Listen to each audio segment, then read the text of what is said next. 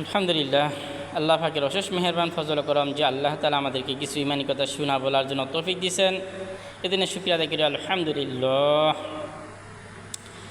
তা আল্লাহ তাআলা এই মুসলমানদের জান মাল এগুলো আল্লাহ তাআলা জান্নাতের বিনিময় করে দিয়েছেন। আবার আল্লাহ তাআলা আমাদেরকে জান মাল ফেরত দিয়েছেন কিসের জন্য? দিন শিখার জন্য, দিনের মেহনত করার জন্য। আল্লাহ তাআলা আমাদেরকে জানমাল দিচ্ছেন, আবার এর বিনিময়ে যদি আমি নিজের প্রয়োজনে একটি খরচ করলাম দিন শিখার জন্য, তাহলে আল্লাহ তাআলা আমাকে 7 লক্ষ টাকা সদকা সব আল্লাহ তাআলা আমার আমল নামে দান করবেন। আমি এরকমভাবে এলএম শিখতে যাই, দিন শিখতে যাইয়া যদি এরকমভাবে একবার সুবহানাল্লাহ বলি, তাহলে আল্লাহ তাআলা আমার আমল নামায় 49 কোটি বার সুবহানাল্লাহ বলা নেকি আল্লাহ পাক আমাদের আমল নামে দান করবে। দিন শিখা সবার জন্য ফরজ। কতটুক?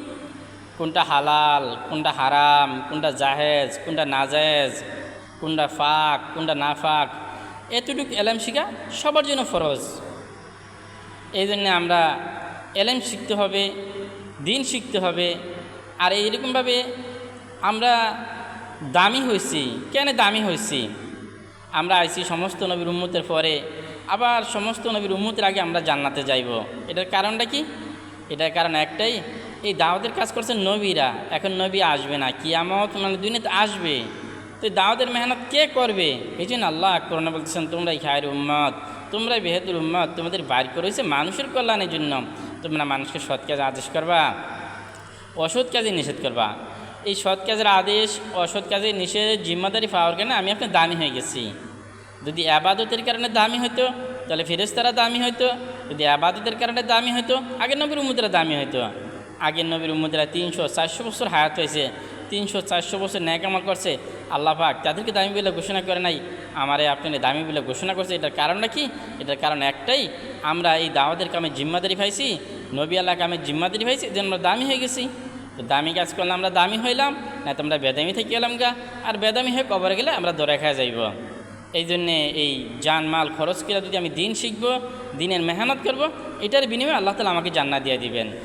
আর আল্লাহ তাআলা আমাকে যেটুকু সম্পদ দিছে, আমার দূরে বয়ে থাকলাম, মারা ফেরে এগুলো হাতছাড়া হয়ে গেল, এটি অন্যরা আন্দার চলে গেল, কিন্তু আমি খালি হাতে কবরে গেলাম।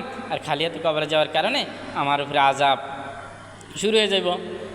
এরকমভাবে বিশাল বড় সাপ আসবে, তখন থেকে সে ভয় পাইবে। তখন বলবো, তুমি ভয় পাই কেন?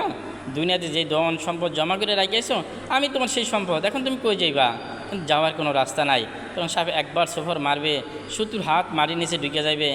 আবার এরকমভাবে এই সম্পদের এরকমভাবে কী করবে, গলায় আগুনের গোল্লা বানাইবে। তারপরে এরকমভাবে এর গালের মধ্যে, মুখের মধ্যে এরকমভাবে সেক দিবে। তাহলে তার কষ্টটা কীরকম হইবে? এই জন্যে আমরা দিন শিখব, দিনের মেহনত করবো। আল্লাহ তাআলা আমাদেরকে তৌফিক দান করুক। এই কথাগুলো অপরের কাছে পৌঁছানোর জন্য চেষ্টা করবো ইনশাআল্লাহ।